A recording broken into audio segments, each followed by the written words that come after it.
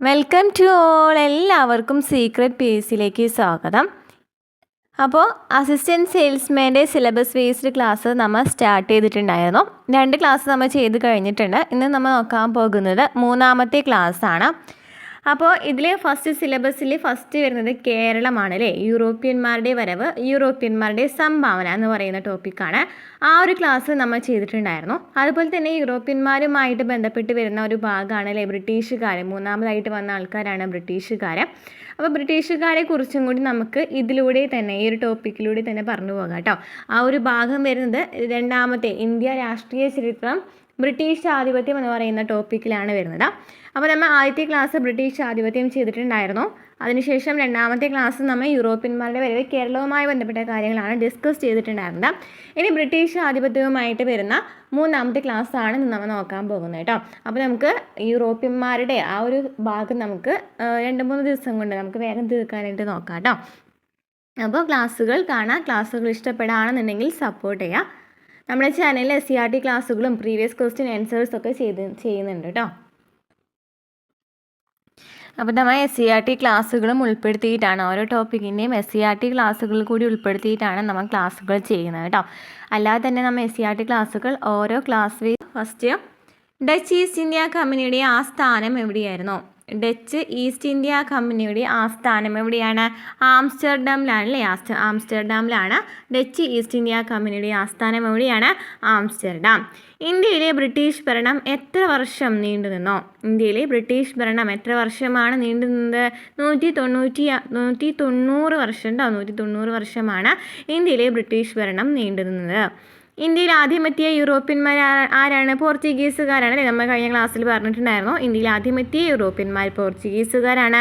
അതുപോലെ തന്നെ ഏറ്റവും ഒടുവിൽ ഇന്ത്യ വിട്ടുപോയ യൂറോപ്യന്മാരും ആര് തന്നെയാണ്? പോർച്ചുഗീസുകാർ തന്നെയാണ്. ഓക്കെ. അപ്പോൾ ഇന്ത്യയിൽ ആദ്യമെത്തിയ യൂറോപ്യന്മാരും ഏറ്റവും ഒടുവിൽ ഇന്ത്യ വിട്ടുപോയ യൂറോപ്യന്മാർ ആര് തന്നെയാണ്? പോർച്ചുഗീസുകാരാണ്. ഇന്ത്യയിൽ ആദ്യമെത്തിയ ഇംഗ്ലീഷ് സഞ്ചാരി ആരാണ്? ഇന്ത്യയിൽ ആദ്യമെത്തിയ ഇംഗ്ലീഷ് സഞ്ചാരി ആരാണ്? മാസ്റ്റർ റാൽഫിച്ച് ആണ് അല്ലേ. റാൽഫിച്ച് ആണ് ഇന്ത്യയിൽ ആദ്യമെത്തിയ ഇംഗ്ലീഷ് സഞ്ചാരി ആരാണ്? റാൽഫിച്ച്. ഇന്ത്യയിലെ ഏത് ചക്രവർത്തിയുടെ സദസ്സിലേക്കാണ് 1591 റാൽഫിച്ച് എത്തിയത്? ഇന്ത്യയിലെ ഏത് ചക്രവർത്തിയുടെ സദസ്സിലേക്കാണ് 1591 റാൽഫിച്ച് എത്തിയത്? അക്ബറുടെ സദസ്സിലേക്കാണ് 1591 റാൽഫിച്ച് എത്തിയിട്ടുണ്ടായിരുന്നത്. മാർഗദർശിയായ ഇംഗ്ലീഷുകാരൻ എന്നറിയപ്പെടുന്നത് ആരെയാണ്? റാൽഫിച്ചിനെയാണ്. മാർഗദർശിയായ ഇംഗ്ലീഷുകാരൻ എന്നറിയപ്പെടുന്ന ആരെയാണ്? റാൽഫിച്ചിനെയാണ്. അപ്പോൾ ഇന്ത്യയിൽ ആദ്യമെത്തിയ ഇംഗ്ലീഷ് സഞ്ചാരി റാൽഫിച്ച് ആണ്. റാൽഫിച്ച് വരുന്നത് എന്നാണ്? 1591 അദ്ദേഹം എത്തുന്നത്. ഏത് ചക്രവർത്തിയുടെ സദസ്സിലേക്കായിരുന്നു? അക്ബറുടെ സദസ്സിലേക്കാണ് അല്ലേ. മാർഗദർശിയായ ഇംഗ്ലീഷുകാരൻ എന്നറിയപ്പെടുന്ന ആരെയാണ്? റാൽഫിച്ചിനെയാണ്. നെക്സ്റ്റ്, സൈനിക സഹായ വ്യവസ്ഥ നടപ്പിലാക്കിയ ഗവർണർ ജനറൽ ആരാണ്? സൈനിക സഹായ വ്യവസ്ഥ നടപ്പിലാക്കിയ ഗവർണർ ജനറൽ ആരാണ്? വെല്ലസ്സിയാണ് അല്ലേ. വെല്ലസ്സിയാണ് സൈനിക സഹായ വ്യവസ്ഥ നടപ്പിലാക്കിയത്. ചോദിക്കാറുണ്ട് കേട്ടോ. സൈനിക സഹായ വ്യവസ്ഥ നടപ്പിലാക്കിയ ഗവർണർ ജനറൽ ആരാണ്? വെല്ലസ്സിയാണ്. സതി നിരോധിച്ച ഗവർണർ ജനറൽ ആരാണ്? സതി നിരോധിച്ചത് ആരാണ്? വില്യം ബെന്റിക് പ്രഭു ആണ് അല്ലേ. വില്യം ബെന്റിക് പ്രഭു ആണ് സതി നിരോധിച്ച ഗവർണർ ജനറൽ. ദത്താവകാശ നിരോധന നിയമം നടപ്പിലാക്കിയ ഗവർണർ ജനറൽ ആരാണ്? ദത്താവകാശ നിരോധന നിയമം നടപ്പിലാക്കിയ ഗവർണർ ജനറൽ ആരാണ്? ഡൽഹൌസി പ്രഭുവാണ് ദത്താവകാശ നിരോധന നിയമം നടപ്പിലാക്കിയത്. അപ്പോൾ സൈനിക സഹായ വ്യവസ്ഥ നടപ്പിലാക്കിയത് വെല്ലസ്സി പ്രഭുവും സതി നിരോധിച്ചത് വില്യം ബെന്റിക് പ്രഭു. ദത്താവകാശ നിരോധന നിയമം നടപ്പിലാക്കിയത് ആരാണ്? ഡൽഹൌസി പ്രഭുവാണ്. നെക്സ്റ്റ്, ഇന്ത്യയിൽ റെയിൽവേ ആരംഭിക്കുമ്പോഴുള്ള ഗവർണർ ജനറൽ ആരായിരുന്നു? ഇന്ത്യയിൽ റെയിൽവേ ആരംഭിക്കുമ്പോൾ ഗവർണർ ജനറൽ ആരായിരുന്നു? ഡൽഹൌസി പ്രഭുവാണ്. ഡൽഹൌസി പ്രഭുവാണ് ഇന്ത്യയിൽ റെയിൽവേ ആരംഭിക്കുമ്പോൾ ഗവർണർ ജനറൽ ആരാണ്? ഡൽഹൌസി പ്രഭുവാണ്. 1ാം സ്വാതന്ത്ര്യ സമരകാലത്തെ ഗവർണർ ജനറൽ ആരായിരുന്നു? 1ാം സ്വാതന്ത്ര്യ സമരകാലത്തെ ഗവർണർ ജനറൽ ആരായിരുന്നു? കാനിങ് പ്രഭു ആണ് അല്ലേ. 1ാം സ്വാതന്ത്ര്യ സമരകാലത്തെ ഗവർണർ ജനറൽ ആരായിരുന്നു? കാനിങ് പ്രഭുവാണ്. നാട്ടുഭാഷ പത്ര നിയമം നടപ്പിലാക്കിയ വൈസ്രോയി ആരാണ്? നാട്ടുഭാഷ പത്ര നിയമം നടപ്പിലാക്കിയ വൈസ്രോയി ആരാണ്? ലിത്തൺ പ്രഭുവാണ്. നാട്ടുഭാഷ പത്ര നിയമം നടപ്പിലാക്കിയ വൈസ്രോയി ആരാണ്? ലിത്തൺ പ്രഭുവാണ്. കോൺഗ്രസിന്റെ രൂപവൽക്കരണ കാലത്ത് വൈസ്രോയി ആരായിരുന്നു? കോൺഗ്രസിന്റെ രൂപവൽക്കരണ കാലത്തെ വൈസ്രോയി ആരായിരുന്നു? ഡഫറിൻ പ്രഭു ആണ് കോൺഗ്രസിന്റെ രൂപവൽക്കരണ കാലത്തെ വൈസ്രോയി. ആരാണ്? ഡഫറിൻ പ്രഭു. ജാലിയൻ വാലാബാഗ് കൂട്ടക്കൊല സമയത്തെ വൈസ്രോയി ആരാണ്? ജാലിയൻ വാലാബാഗ് കൂട്ടക്കൊല സമയത്തെ വൈസ്രോയി ആരാണ്? ചെംസ്ഫോർഡ് ആണ്. ചെംസ്ഫോർഡ് ആണ് ജാലിയൻ വാലാബാഗ് കൂട്ടക്കൊല സമയത്തെ വൈസ്രോയി. ക്വിറ്റ് ഇന്ത്യ സമരകാലത്തെ വൈസ്രോയി ആരായിരുന്നു? ക്വിറ്റ് ഇന്ത്യ സമരകാലത്തെ വൈസ്രോയി ആരായിരുന്നു? ലിൻ ലിത്തിഗോ പ്രഭു ആണ്.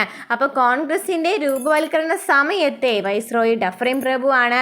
അതുപോലെ ജാലിയൻ വാലാബാഗ് കൂട്ടക്കൊല നടക്കുന്ന സമയത്തെ വൈസ്രോയി ആരാണ്? ചെംസ്ഫോർഡ് ആണ്. ക്വിറ്റ് ഇന്ത്യ സമരകാലത്തെ വൈസ്രോയി ആരാണ്? ലിൻ ലിത്തിഗോയാണ്. ലിൻ ലിത്തിഗോയാണ്. ഇന്ത്യയിൽ ഇംഗ്ലീഷുകാരും ഫ്രഞ്ചുകാരുമായി നടന്ന യുദ്ധങ്ങൾ എന്ത് പേരിലാണ് അറിയപ്പെടുന്നത്? നമ്മൾ പറഞ്ഞല്ലേ, കർണാട്ടിക് യുദ്ധത്തെക്കുറിച്ച് ചെറിയൊരു എക്സ്പ്ലനേഷൻ നമ്മൾ പറഞ്ഞിട്ടുണ്ടായിരുന്നു SCERT-യിൽ അല്ലേ, കഴിഞ്ഞ ക്ലാസ്സിൽ നമ്മൾ പറഞ്ഞിട്ടുണ്ടായിരുന്നു. അപ്പോൾ ഇന്ത്യയിലെ ഇംഗ്ലീഷുകാരും ഫ്രഞ്ചുകാരുമായി നടന്ന യുദ്ധങ്ങളെയാണ് എന്തെന്ന് പറയുന്നത്? കർണാട്ടിക് യുദ്ധങ്ങൾ എന്ന് പറയുന്നത്. 1748 എക്സ്ലോ ഷാപ്ലി സന്ധി പ്രകാരം അവസാനിച്ച യുദ്ധം ഏതാണ്? ഒന്നാം കർണാട്ടിക് യുദ്ധമാണ്. ഒന്നാം കർണാട്ടിക് യുദ്ധം അവസാനിപ്പിക്കേണ്ടത് 1748 പഠിച്ചു വയ്ക്കുക. അതുപോലെ രണ്ടാം കർണാട്ടിക് യുദ്ധം അവസാനിക്കാൻ കാരണമായ സന്ധി ഏതാണ്? പോണ്ടിച്ചേരി സന്ധിയാണ്. അപ്പോൾ രണ്ടാം കർണാട്ടിക് യുദ്ധം അവസാനിപ്പിക്കുവാൻ കാരണമായ സന്ധി ചോദിക്കാറുണ്ട്. രണ്ടാം കർണാട്ടിക് യുദ്ധം അവസാനിക്കാൻ കാരണമായ സന്ധി ഏതാണ്? പോണ്ടിച്ചേരി സന്ധിയാണ്. പോണ്ടിച്ചേരി സന്ധിയുടെ ഇയർ ഏതാണ്? 1754 പോണ്ടിച്ചേരി സന്ധി അവസാനിക്കുന്നത്. പോണ്ടിച്ചേരി സന്ധിയുടെ രണ്ടാം കർണാട്ടിക് യുദ്ധം അവസാനിക്കാൻ കാരണമായ സന്ധിയാണ് പോണ്ടിച്ചേരി സന്ധി. അത് അവസാനിക്കുന്നതെന്നാണ് 1764. അപ്പോൾ ഇന്ത്യയിലെ ഇംഗ്ലീഷുകാരും ഫ്രഞ്ചുകാരും തമ്മിൽ നടന്ന യുദ്ധങ്ങളെയാണ് കർണാട്ടിക് യുദ്ധങ്ങൾ എന്ന് പറയുന്നത്. 3 കർണാട്ടിക് യുദ്ധം ഉണ്ടായിരുന്നത്. ഒന്നാം കർണാട്ടിക് യുദ്ധം 1748 അവസാനിച്ചു. രണ്ടാമത്തേത് 1754 അവസാനിച്ചു. പോണ്ടിച്ചേരി സന്ധി പ്രകാരമായിരുന്നു. ഇനി മൂന്നാം സന്ധി അവസാനിച്ചത് ഏതായിരുന്നു? മൂന്നാം കർണാട്ടിക് യുദ്ധം അവസാനിച്ചത് ഏത് സന്ധിയിലൂടെയാണ്? പാരീസ് സന്ധിയാണ് അല്ലേ, പാരീസ് സന്ധിയാണ്. പാരീസ് 1763 പാരീസ് സന്ധിയുടെ ഇയർ ചോദിക്കുകയാണെങ്കിൽ ഏതാണ്? 1763. അപ്പോൾ മൂന്നാം കർണാട്ടിക് യുദ്ധം അവസാനിച്ചത് പാരീസ് സന്ധിയാണ്. രണ്ടാം കർണാട്ടിക് യുദ്ധം അവസാനിച്ചത് പോണ്ടിച്ചേരി സന്ധിയാണ്. ഒന്നാം കർണാട്ടിക് യുദ്ധം അവസാനിച്ചത് എക്സ്ലോ ഷാപ്ലി സന്ധി പ്രകാരമാണ്. ഓക്കെ. ഇനി ബ്രിട്ടീഷുകാർ ഇന്ത്യയിലെ ഫ്രഞ്ചുകാരുടെ ആധിപത്യം തകർക്കുന്നതിന് വേണ്ടിയിട്ടാണ് അല്ലേ വാണ്ടിവാഷ് യുദ്ധം നടന്നിട്ടുണ്ടായിരുന്നത്. വാണ്ടിവാഷ് യുദ്ധത്തെക്കുറിച്ച് നമ്മൾ ഡീറ്റെയിൽ ആയിട്ട് പറഞ്ഞിട്ടുണ്ടായിരുന്നു. അപ്പോൾ ബ്രിട്ടീഷുകാർ ഇന്ത്യയിലെ ഫ്രഞ്ചുകാരുടെ ആധിപത്യം തകർത്ത വാണ്ടിവാഷ് യുദ്ധം നടന്നത് ഏത് വർഷമാണ്? ഏതാണ്? 1760 അല്ലേ. 1760 ബ്രിട്ടീഷുകാർ ഇന്ത്യയിലെ ഫ്രഞ്ചുകാരുടെ ആധിപത്യം തകർക്കാനിടയായ വാണ്ടിവാഷ് യുദ്ധം നടക്കുന്നത് 1760. ഇംഗ്ലീഷുകാരുടെ സെൻറ്റ് ജോർജ് കോട്ട എവിടെയായിരുന്നു? ഇംഗ്ലീഷുകാരുടെ സെൻറ്റ് ജോർജ് കോട്ട, ഇംഗ്ലീഷുകാരുടെ കോട്ടയാണ് സെൻറ്റ് ജോർജ് കോട്ട. അതെവിടെയായിരുന്നു? ചെന്നൈയിലായിരുന്നു. കൊൽക്കത്തയിൽ ഫോർട്ട് വില്യം നിർമ്മിച്ച യൂറോപ്യന്മാർ ആരാണ്? കൊൽക്കത്തയിൽ ഫോർട്ട് വില്യം നിർമ്മിച്ച യൂറോപ്യന്മാർ ആരാണ്? ഇംഗ്ലീഷുകാരാണ്. കൊൽക്കത്തയിൽ ഫോർട്ട് വില്യം നിർമ്മിച്ച യൂറോപ്യന്മാർ ആരാണ്? ഇംഗ്ലീഷുകാരാണ്. അപ്പോൾ കൊൽക്കത്തയിൽ ഫോർട്ട് വില്യം നിർമ്മിച്ച യൂറോപ്യന്മാരാണ് ഇംഗ്ലീഷുകാർ. ദത്തവകാശ നിരോധന നിയമപ്രകാരം ബ്രിട്ടീഷുകാർ പിടിച്ചെടുത്ത ആദ്യത്തെ നാട്ടുരാജ്യം ഏതാണ്? ചോദിക്കാറുണ്ടല്ലേ. ആദ്യത്തെയും അവസാനത്തെ നാട്ടുരാജ്യം ഇമ്പോർട്ടൻ്റ് ആണ്. ആദ്യത്തെ നാട്ടുരാജ്യം ഏതാണ്? സത്താറയാണ്. സത്താറയാണ്. ദത്തവകാശ നിരോധന നിയമപ്രകാരം ബ്രിട്ടീഷുകാർ പിടിച്ചെടുത്ത ആദ്യത്തെ നാട്ടുരാജ്യമാണ് സത്താറ. 1848 സത്താറ പിടിച്ചെടുക്കുന്നത്. ഏത് വർഷമാണ്? 1848 സത്താറ പിടിച്ചെടുക്കുന്നത്. ഏറ്റവും അവസാനത്തെ ഇതായിരുന്നു നാട്ടുരാജ്യം? ഔദായിരുന്നു അല്ലേ. ഔദായിരുന്നു. ഇന്ത്യയുടെ ഭരണം ബ്രിട്ടീഷ് രാജ്ഞിയുടെ കീഴിലാക്കിയ നിയമം ഏതാണ്? നമുക്കറിയാം 1857 ഒന്നാം സ്വാതന്ത്ര്യ സമര ഫലമായിട്ട് നടന്നൊരു സംഭവമാണ് ബ്രിട്ടീഷ് ഭരണം അല്ലേ. ബ്രിട്ടീഷ് ഭരണം എന്ന് പറയുന്നത് ബ്രിട്ടീഷ് രാജ്ഞിയുടെ കയ്യിലേക്ക് എത്തുന്നത്. അതേത് നിയമമാണ്? 1858 ഇന്ത്യ ഗവൺമെൻറ് ആക്ട് ആണ്. 1858 ഇന്ത്യ ഗവൺമെൻറ് ആക്ട് പ്രകാരമാണ് ഇന്ത്യയുടെ ഭരണം ബ്രിട്ടീഷ് രാജ്ഞിയുടെ കീഴിലാക്കിയ നിയമം ഏതാണ്? 1858 ഇന്ത്യ ഗവൺമെൻറ് ആക്ട് ആണ്. 1858 ഇന്ത്യ ഗവൺമെൻറ് ആക്ട് പാർലമെൻറ്റിൽ അവതരിപ്പിച്ച ബ്രിട്ടീഷ് പ്രധാനമന്ത്രി ആരാണ്? 1858 ഇന്ത്യ ഗവൺമെൻറ് ആക്ട് പാർലമെൻറ്റിൽ അവതരിപ്പിച്ച ബ്രിട്ടീഷ് പ്രധാനമന്ത്രി ആരാണ്? ലോർഡ് പൽമേഴ്സ്റ്റൺ ആണ് കേട്ടോ. ആരാണ്? ലോർഡ് പൽമേഴ്സ്റ്റൺ ആണ്. ലോർഡ് പൽമേഴ്സ്റ്റൺ ആണ് 1858 ഇന്ത്യ ഗവൺമെൻറ് ആക്ട് പാർലമെൻറ്റിൽ അവതരിപ്പിച്ച ബ്രിട്ടീഷ് പ്രധാനമന്ത്രി ആരാണ്? ലോർഡ് പൽമേഴ്സ്റ്റൺ. ഓക്കെ, അപ്പോൾ ഇത്ര ഭാഗങ്ങൾ നമ്മൾ ബ്രിട്ടീഷ് ആധിപത്യവുമായി ബന്ധപ്പെട്ട് കുറച്ച് പ്രഭുക്കന്മാരും പ്രധാനപ്പെട്ട സംഭവങ്ങളും പറഞ്ഞു അല്ലേ. ഇത് നമ്മൾ നോക്കാൻ പോകുന്ന ഒരു പ്രധാനപ്പെട്ട ഒരു ടോപ്പിക്കാണ് ബ്രിട്ടീഷ് ഇന്ത്യയിലെ ലഹളകൾ കേട്ടോ. അപ്പോൾ നമുക്കറിയാം ഫക്കീർ കലാപവും സന്യാസി കലാപമൊക്കെ എപ്പോഴും കാണുന്ന ക്വസ്റ്റ്യനാണ്. അതുപോലെ തന്നെ കുളച്ചിൽ യുദ്ധമൊക്കെ അല്ലേ. അപ്പോൾ അതുമായി ബന്ധപ്പെട്ട പോയിൻറ്റ്സാണ് നമ്മൾ നോക്കാൻ പോകുന്നത് കേട്ടോ. അപ്പോൾ ഫസ്റ്റ് എന്താണ്? ഇന്ത്യ സമുദ്രത്തിൽ മേധാവിത്വം പുലർത്തിയിരുന്ന ഒരു യൂറോപ്യൻ ശക്തിയെ പരാജയപ്പെടുത്തിയ ആദ്യത്തെ ഇന്ത്യൻ ഭരണാധികാരി ആരാണ്? ഇന്ത്യ സമുദ്രത്തിൽ മേധാവിത്വം പുലർത്തിയിരുന്ന ഒരു യൂറോപ്യൻ ശക്തിയെ പരാജയപ്പെടുത്തിയ ആദ്യത്തെ ഇന്ത്യൻ ഭരണാധികാരി ആരാണ്? മാർത്താണ്ഡവർമ്മയാണ് അല്ലേ. മാർത്താണ്ഡവർമ്മ ഏത് യുദ്ധമായിരുന്നു? കുളച്ചിൽ യുദ്ധം അല്ലേ. എന്നായിരുന്നു കുളച്ചിൽ യുദ്ധം നടന്നത്? 1741 കുളച്ചിൽ യുദ്ധം നടക്കുന്നത്. ആ സമയത്ത് ഡച്ചുകാരെ പരാജയപ്പെടുത്തിയത് ആരായിരുന്നു? മാർത്താണ്ഡവർമ്മയായിരുന്നു അല്ലേ. അപ്പോൾ ഇന്ത്യ സമുദ്രത്തിൽ മേധാവിത്വം പുലർത്തിയിരുന്ന ഒരു യൂറോപ്യൻ ശക്തിയെ പരാജയപ്പെടുത്തിയ ആദ്യത്തെ ഇന്ത്യൻ ഭരണാധികാരി ആരാണ്? മാർത്താണ്ഡവർമ്മയാണ്. ഏത് യുദ്ധമാണ്? കുളച്ചിൽ യുദ്ധമാണ്. കുളച്ചിൽ യുദ്ധം നടന്നത് എന്നാണ്? 1741. നമുക്ക് ഇയറായിട്ട് നമുക്ക് ചോദിക്കാറുണ്ട് അല്ലേ, ചെരുമടി ചേർക്കുക എന്ന് പറയുന്നതിൽ. പഠിച്ചു വയ്ക്കാം. നെക്സ്റ്റ്, ബ്രിട്ടീഷുകാർക്കെതിരെ അന്തർദേശീയ സഖ്യം രൂപവൽക്കരിച്ച ഏക ഇന്ത്യൻ ഭരണാധികാരി ആരാണ്? ടിപ്പു സുൽത്താൻ. ബ്രിട്ടീഷുകാർക്കെതിരെ അന്തർദേശീയ സഖ്യം രൂപവൽക്കരിച്ച ഏക ഇന്ത്യൻ ഭരണാധികാരി ആരാണ്? ടിപ്പു സുൽത്താൻ. ബ്രിട്ടീഷുകാർക്കെതിരെ പോരാടാൻ ഫ്രഞ്ചുകാരുടെ സഹായം തേടിയ ഇന്ത്യൻ ഭരണാധികാരി ആരാണ്? ബ്രിട്ടീഷുകാർക്കെതിരെ പോരാടാൻ ഫ്രഞ്ചുകാരുടെ സഹായം തേടിയ ഇന്ത്യൻ ഭരണാധികാരി ആരാണ്? ടിപ്പു സുൽത്താൻ ആണല്ലോ അല്ലേ. ഫ്രഞ്ചുകാരുടെ വിപ്ലവ സംഘടനയായ ജേക്കോബിൻ ക്ലബിൽ അംഗമായ ഇന്ത്യൻ ഭരണാധികാരി ചോദിക്കുകയാണെങ്കിലും ആരാണ്? ടിപ്പു സുൽത്താനാണ്. ഫ്രഞ്ചുകാരുടെ വിപ്ലവ സംഘടനയാണ് ജേക്കോബിൻ ക്ലബ്ബ്. ചോദിക്കാറുണ്ട് കേട്ടോ. ഫ്രഞ്ച് വിപ്ലവം അതുമായിട്ട് ഓപ്പോസിറ്റായിട്ട് നമുക്ക് ജേക്കോബിൻ ക്ലബ്ബ് അങ്ങനെ കുറച്ച് ഇത് തരും. അപ്പോൾ നമുക്ക് പഠിച്ചു വയ്ക്കുക. ഫ്രഞ്ചുകാരുടെ വിപ്ലവ സംഘടനയാണ് ഈ ജേക്കോബിൻ ക്ലബ്ബ് എന്ന് പറയുന്ന. അതിൽ അംഗമായ ഇന്ത്യൻ ഭരണാധികാരി ആരാണ്? ടിപ്പു സുൽത്താനാണ്. അപ്പോൾ ടിപ്പു സുൽത്താനെ കുറിച്ച് എന്തൊക്കെയാണ് പറഞ്ഞത്? ബ്രിട്ടീഷുകാർക്കെതിരെ അന്തർദേശീയ സഖ്യം രൂപവൽക്കരിച്ച ഏക ഇന്ത്യൻ ഭരണാധികാരിയാണ് ടിപ്പു സുൽത്താൻ. ബ്രിട്ടീഷുകാർക്കെതിരെ പോരാടാൻ ഫ്രഞ്ചുകാരുടെ സഹായം തേടിയ ഇന്ത്യൻ ഭരണാധികാരി ആരാണ്? ടിപ്പു സുൽത്താനാണ്. ഫ്രഞ്ചുകാരുടെ വിപ്ലവ സംഘടനയായ ജേക്കോബിൻ ക്ലബിൽ അംഗമായ ഇന്ത്യൻ ഭരണാധികാരിയും കൂടി ആരാണ്? ടിപ്പു സുൽത്താനാണ്.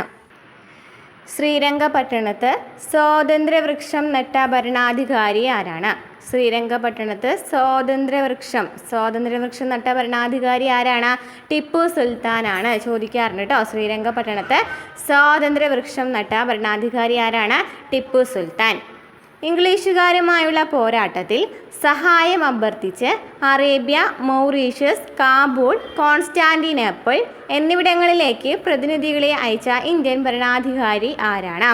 ടിപ്പു സുൽത്താനാണ്. എവിടേക്കൊക്കെയാണ്? ഇംഗ്ലീഷുകാരുമായുള്ള പോരാട്ടത്തിൽ സഹായം അഭ്യർത്ഥിച്ച് അറേബ്യ, മൗറീഷ്യസ്, കാബൂൾ, കോൺസ്റ്റാന്റിനോപ്പിൾ എന്നിവിടങ്ങളിലേക്ക് പ്രതിനിധികളെ അയച്ച ഇന്ത്യൻ ഭരണാധികാരി ആരാണ്?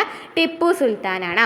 അപ്പോൾ ടിപ്പു സുൽത്താനെ കുറിച്ച് നാം എന്തൊക്കെയാണ് പറഞ്ഞത്?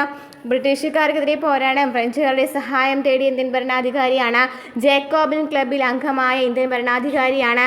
അതുപോലെ തന്നെ എന്താ പറഞ്ഞത്? അന്തർദേശീയ സഖ്യം രൂപവൽക്കരിച്ച ഏക ഇന്ത്യൻ ഭരണാധികാരിയാണ്. ശ്രീരംഗപട്ടണത്ത് സ്വാതന്ത്ര്യവൃക്ഷം നട്ട ഭരണാധികാരിയാണ്. ഇംഗ്ലീഷുകാരുമായുള്ള പോരാട്ടത്തിൽ സഹായം അഭ്യർത്ഥിച്ച് അറേബ്യ, മൗറീഷ്യസ്, കാബൂൾ, കോൺസ്റ്റാന്റിനോപ്പിൾ എന്നിവിടങ്ങളിലേക്ക് പ്രതിനിധികളെ അയച്ച ഇന്ത്യൻ ഭരണാധികാരിയും കൂടി ആരാണ്? ടിപ്പു സുൽത്താനാണ്. ഇനി നോക്കിയേ, നെക്സ്റ്റ് ക്വസ്റ്റ്യൻ എന്താണ്? സന്യാസി കലാപം ആരംഭിച്ച വർഷം ഏതാണ്? സന്യാസി കലാപം ആരംഭിക്കുന്നത് 1763 പഠിച്ചു വയ്ക്കാട്ടോ. സന്യാസി കലാപം ആരംഭിച്ച വർഷം ഏതാണ്? 1763.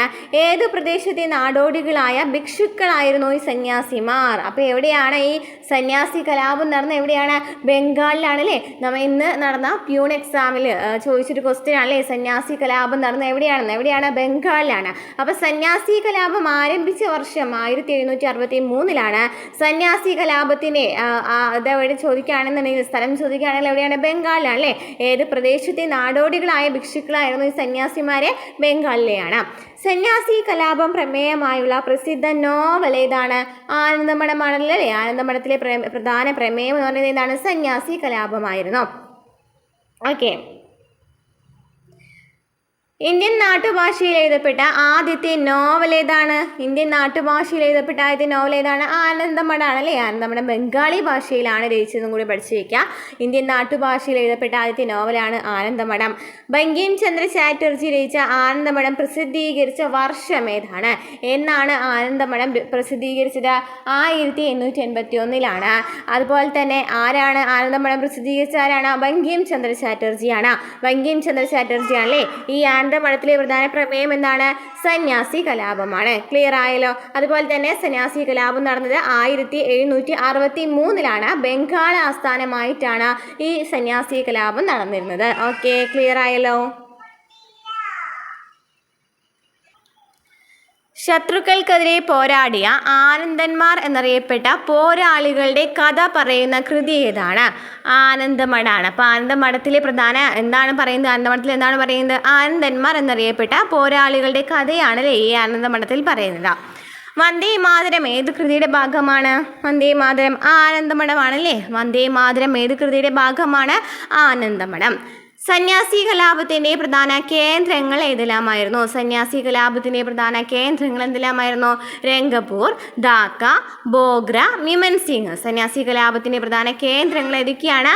രംഗപൂർ, ധാക്ക, ബോഗ്ര, മിമൻസിംഗ് എന്നിവയാണ് സന്യാസി കലാപത്തിൻ്റെ പ്രധാന കേന്ദ്രങ്ങൾ. രംഗപൂർ, ധാക്ക, ബോഗ്ര, മിമൻസിംഗ്. സന്യാസി കലാപത്തിനിടയ്ക്ക് സ്വതന്ത്ര ഭരണകൂടങ്ങൾ സ്ഥാപിച്ചത് എവിടെയെല്ലാമാണ് സ്വതന്ത്ര ഭരണകൂടങ്ങൾ സ്ഥാപിച്ചത്?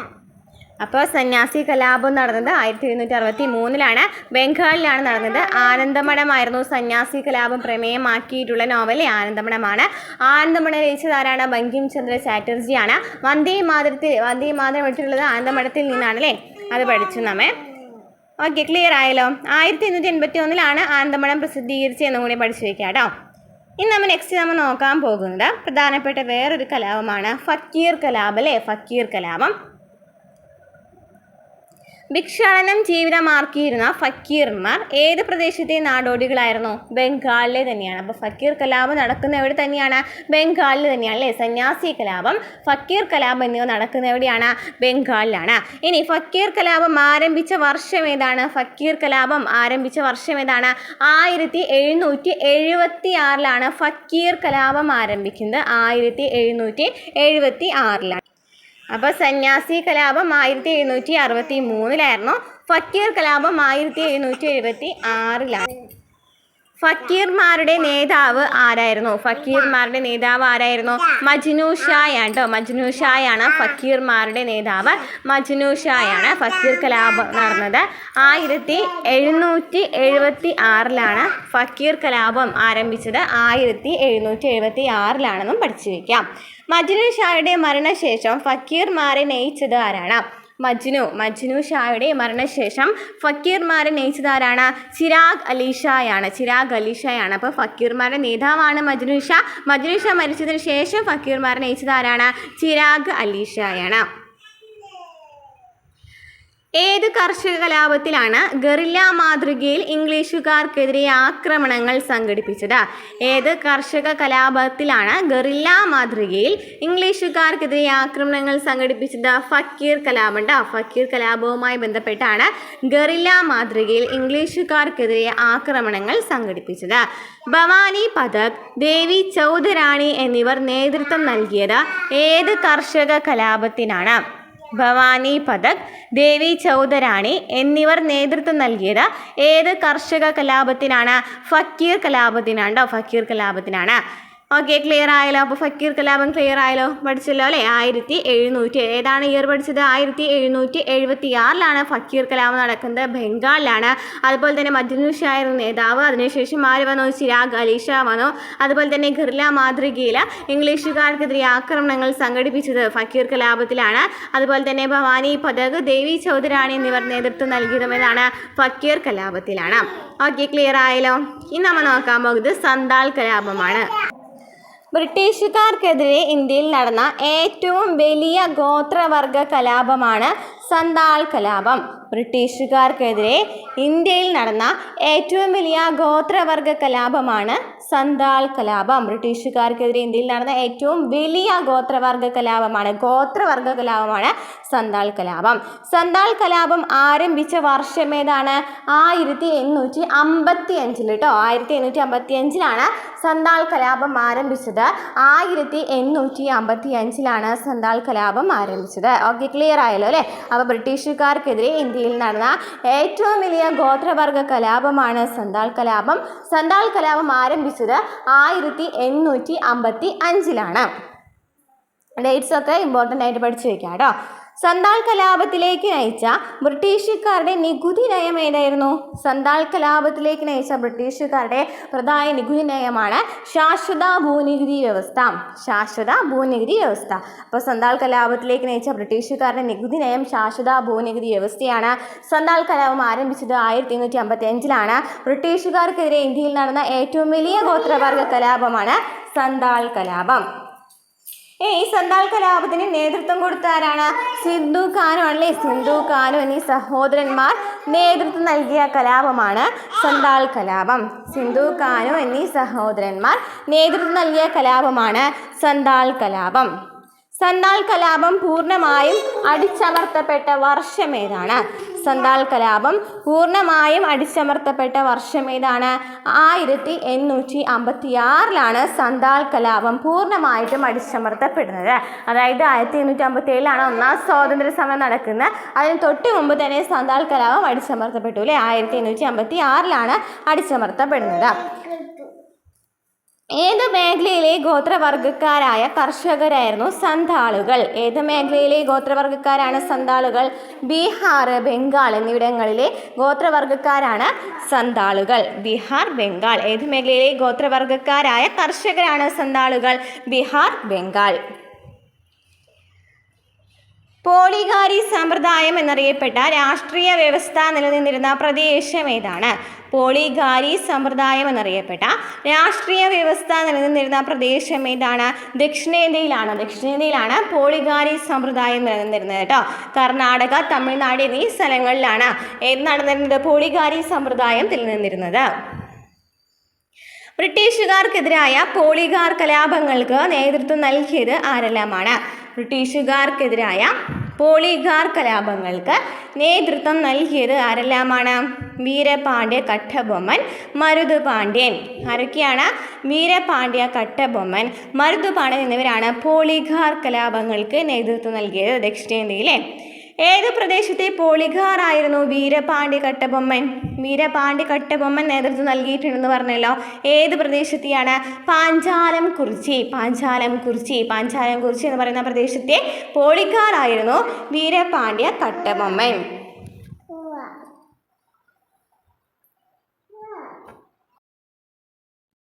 Next question. മരുതുപാണ്ഡ്യൻ ഏത് പ്രദേശത്തെ പോളിഗാർ ആയിരുന്നു? ശിവഗംഗയിലെ ശിവഗംഗയിലെ പോളിഗാറാണ് മരുതുപാണ്ഡ്യൻ. വീരപാണ്ഡ്യ കട്ടബൊമ്മനും ഇംഗ്ലീഷുകാരുമായുള്ള പോരാട്ടം നടന്ന കാലയളവാണ് ചോദിച്ചിരിക്കേണ്ടത്. ആരൊക്കെയാണ് വീരപാണ്ഡ്യ കട്ടബൊമ്മനും ഇംഗ്ലീഷുകാരുമായിട്ട് നടന്നിട്ടുള്ളത് അല്ലേ? ഇംഗ്ലീഷുകാരുമായി നടന്നത് എപ്പോഴാണ്? 1792 മുതൽ 99 വരെയുള്ള കാലയളവിലാണ് വീരപാണ്ഡ്യ കട്ടബൊമ്മനും ഇംഗ്ലീഷുകാരുമായുള്ള പോരാട്ടം നടന്നത്. 1792 99 വരെ കേട്ടോ. ഇംഗ്ലീഷുകാർ വീരപാണ്ഡ്യ കട്ടബൊമ്മനെ ചതിവിൽ പിടികൂടി തൂക്കിലേറ്റിയ വർഷം ഏതാണ്? എന്താണ് ചോദിച്ചിരിക്കുന്നത്? ഇംഗ്ലീഷുകാർ വീരപാണ്ഡ്യ കട്ടബൊമ്മനെ ചതിയിൽ പിടികൂടി തൂക്കിലേറ്റിയ വർഷം ഏതാണ്? 1799 ഒക്ടോബറിലാണ് ഇംഗ്ലീഷുകാർ വീരപാണ്ഡ്യ കട്ടബൊമ്മനെ ചതിയിൽ പിടികൂടിയിട്ട് തൂക്കിലേറ്റിയത്. മരുതുപാണ്ഡ്യനെയും അനുയായികളെയും ബ്രിട്ടീഷുകാർ തൂക്കിലേറ്റിയ വർഷം ഏതാണ്? മരുതുപാണ്ഡ്യനെയും അനുയായികളെയും ബ്രിട്ടീഷുകാർ തൂക്കിലേറ്റിയത് 1881 ഒക്ടോബറിലാണ്. അപ്പോൾ ഇംഗ്ലീഷുകാർ വീരപാണ്ഡ്യ കട്ടബൊമ്മനെ ചതിയിൽ പിടികൂടി തൂക്കിലേറ്റിയതെന്നാണ് 1799 ഒക്ടോബറിലാണ്. മരുതുപാണ്ഡ്യനെയും അനുയായികളെയും ബ്രിട്ടീഷുകാർ തൂക്കിലേറ്റിയത് 1881 ഒക്ടോബറിലാണ്. ബ്രിട്ടീഷുകാർക്കെതിരെ 1844 ഉപ്പുലഹള നടന്നത് എവിടെയാണ്? ബ്രിട്ടീഷുകാർക്കെതിരെ 1844 ഉപ്പുലഹള നടന്നത് എവിടെയാണ്? സൂററ്റിലാണ്. അപ്പോൾ ഇങ്ങനെ ഒരു ക്വസ്റ്റ്യൻ ചോദിക്കാമല്ലേ. ഉപ്പുലഹള നടന്നത് ഏത് വർഷമാണ്? 1844 സൂററ്റിലാണ് നടന്നത്. ബ്രിട്ടീഷുകാർക്കെതിരെ പോരാടിയ കർണാടകയിലെ വനിതാ ഭരണാധികാരി ആരാണ്? ചോദിക്കാറുണ്ടല്ലോ അല്ലേ. ബ്രിട്ടീഷുകാർക്കെതിരെ പോരാടിയ കർണാടകയിലെ വനിതാ നേതാവ് ആരാണ്? കിട്ടൂർ ചെന്നമ്മയാണ്. കിട്ടൂർ ചെന്നമ്മയാണ് ബ്രിട്ടീഷുകാർക്കെതിരെ പോരാടിയ കർണാടകയിലെ വനിതാ ഭരണാധികാരി. ബ്രിട്ടീഷുകാർക്കെതിരെയുള്ള പോരാട്ടത്തിൽ കിട്ടൂർ ചെന്നമ്മയെ സഹായിച്ച പോരാളി ആരാണ്? കിട്ടൂർ ചെന്നമ്മയെ സഹായിച്ചത് ആരാണ്? രായപ്പിയാണ്. രായപ്പിയാണ് കിട്ടൂർ ചെന്നമ്മയെ സഹായിച്ചത്. കിട്ടൂർ ചെന്നമ്മയെ സഹായിച്ചത് ആരാണ്? രായപ്പിയാണ്. കിട്ടൂർ ചെന്നമ്മയെ ബ്രിട്ടീഷുകാർ പിടികൂടി തടവുകാരിയാക്കിയത് 1829 കിട്ടൂർ ചെന്നമ്മയെ ബ്രിട്ടീഷുകാർ പിടികൂടി തടവുകാരിയാക്കിയത്. അപ്പോൾ എന്തൊക്കെയാണ് പറഞ്ഞത്? മരുതുപാണ്ഡ്യൻ ഏത് പ്രദേശത്തിലാണായിരുന്നു? ശിവഗംഗയിലായിരുന്നു. വീരപാണ്ഡ്യ കട്ടബൊമ്മനും ഇംഗ്ലീഷുകാരുമായുള്ള പോരാട്ടം 1792-99 കാലയളവിലായിരുന്നു. ഇംഗ്ലീഷുകാർ വീരപാണ്ഡ്യ കട്ടബൊമ്മനെ ചതിയിൽ പിടികൂടി തൂക്കിലേറ്റിയ വർഷം 1799 ഒക്ടോബറിലാണ്. മരുതുപാണ്ഡ്യനെയും അനുയായികളെയും ബ്രിട്ടീഷുകാർ തൂക്കിലേറ്റിയത് 1881 ഒക്ടോബറിലായിരുന്നു. ബ്രിട്ടീഷുകാർക്കെതിരെ 1844 ഉപ്പുലഹള നടന്നിട്ടുണ്ടായിരുന്നു. അത് സൂററ്റിലായിരുന്നു. ബ്രിട്ടീഷുകാർക്കെതിരെ പോരാടിയ കർണാടകയിലെ വനിതയാണ് കിട്ടൂർ ചെന്നമ്മ. ബ്രിട്ടീഷുകാർക്കെതിരെയുള്ള പോരാട്ടത്തിൽ കിട്ടൂർ ചെന്നമ്മയെ സഹായിച്ചത് ആരാണ്? രായപ്പിയാണ്. കിട്ടൂർ ചെന്നമ്മയെ ബ്രിട്ടീഷുകാർ പിടികൂടി തടവുകാരിയാക്കിയത് 1829. ഓക്കെ, ക്ലിയർ ആയല്ലോ. അപ്പോൾ ഇത്രയൊക്കെയാണ് ബ്രിട്ടീഷ് ആധിപത്യവുമായി ബന്ധപ്പെട്ട് ചോദിക്കാനുള്ള ക്വസ്റ്റ്യൻസ് കേട്ടോ. അപ്പോൾ നമ്മൾ എന്തൊക്കെ പഠിച്ചു കഴിഞ്ഞു? കേരളം അല്ലേ. കേരളത്തിലെ യൂറോപ്യന്മാരുടെ വരവ് പഠിച്ചു കഴിഞ്ഞാൽ ആ ഒരു ഭാഗം നമ്മൾ കംപ്ലീറ്റ് ചെയ്തു. ഇന്ത്യയുമായി ബന്ധപ്പെട്ട് ഇന്ത്യ ചരിത്രവുമായി ബന്ധപ്പെട്ടിട്ടുള്ള ഫസ്റ്റ് ടോപ്പിക് അല്ലേ, എന്താണ്? ബ്രിട്ടീഷ് ആധിപത്യം നമ്മൾ കംപ്ലീറ്റ് ചെയ്തിട്ടുണ്ട്. ഇനി നമുക്ക് 1857 ഒന്നാം സ്വാതന്ത്ര്യ സമരമാണ് ഇന്ത്യ ചരിത്രവുമായി ബന്ധപ്പെട്ട് വരുന്നത് അല്ലേ. അപ്പോൾ നമുക്ക് അടുത്ത ക്ലാസ്സിൽ ചെയ്യാം. അടുത്ത ക്ലാസ്സുമായിട്ട് വീണ്ടും